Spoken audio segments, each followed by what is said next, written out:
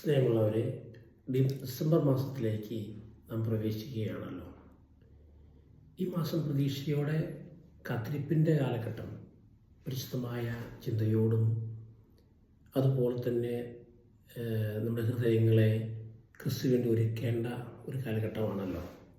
4 ആഴ്ചകളിലൂടെ കടന്നു പോകുന്ന ഈ ദിനങ്ങൾ പ്രതീക്ഷയുടെയും സമാധാനത്തിൻ്റെയും സന്തോഷത്തിൻ്റെയും സ്നേഹത്തിൻ്റെയും ഓർമ്മപ്പെടുത്തലുകളായിട്ട് മാറട്ടെ. ക്രിസ്മസ് നമ്മെ ഓർമ്മപ്പെടുത്തുന്നത് ചരിത്രത്തെ തന്നെ കീറിമുറിച്ചുകൊണ്ട് ബെത്ലഹേമിലെ പുൽത്തൊഴുത്തിൽ അവതീർണനായ യേശുവിനെയാണ്. ഈ യേശു വിശുദ്ധ കുർബാനയിലൂടെ നിത്യസാന്നിധ്യമായി നമ്മോട് കൂടെ വസിക്കുന്നു എന്നുള്ളതാണ്. ഈ കാലഘട്ടം മനസാന്തരത്തിൻ്റെയും ജീവിത നവീകരണത്തിൻ്റെയും പാതയിലൂടെ നടന്ന് പ്രതീക്ഷയോടെ നമുക്ക് കാത്തിരിക്കാം.